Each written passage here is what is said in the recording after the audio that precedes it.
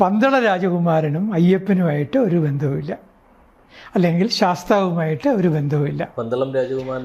പന്തള രാജകുമാരൻ എന്ന് പറയുന്ന മണികണ്ഠനാണ്. ആ മണികണ്ഠൻ്റെ അദ്ദേഹമാണ് ഈ ഇന്ന് നമ്മൾ ശബരിമലയിലെ ഒരു വലിയ പിൽഗ്രിം സെൻ്ററായിട്ട് മാറ്റുന്നതിന് വലിയൊരു പങ്ക് വഹിച്ച ആൾ, ഒരു പക്ഷേ 12-ാം നൂറ്റാണ്ടിൽ ജീവിച്ച ആൾ. അദ്ദേഹത്തിൻ്റെ ഒരു സ്നേഹിതനായിരുന്നു ബാബർ. ഞാൻ RSSൻ്റെ വ്യൂ അല്ല എൻ്റെ വ്യൂ. അവർ പറയുന്ന പോലെ ബാബുരൻ എന്ന് പറയുന്ന ആളുമല്ല. അത് ഞാൻ ബാബർ ഉണ്ടെന്ന് തന്നെയാണ് പറയുന്നത്. ബാബറുണ്ട്. പക്ഷേ ബാബർ ഒരു നോൺ മുസ്ലിം ആണെന്ന് ഞാനല്ല പറഞ്ഞത്. കേസരി ബാലകൃഷ്ണപിള്ള, മഹാനായ ചരിത്രകാരൻ കേസരി ബാലകൃഷ്ണപിള്ള പറഞ്ഞത് ഞാൻ കോട്ട് ചെയ്തു. കാരണം അറബികളായിട്ടുള്ള കച്ചവടക്കാർ കേരളത്തിൽ ഉണ്ടായിരുന്നു. പക്ഷെ ഒരു കാര്യം കൂടി ഞാൻ ആഡ് ചെയ്തു. ഇന്ന് ബാബറുടെ പഴയ ബാബറുടെ കുടുംബത്തിൽപ്പെട്ടവരെല്ലാം മുസ്ലിങ്ങളാണ്.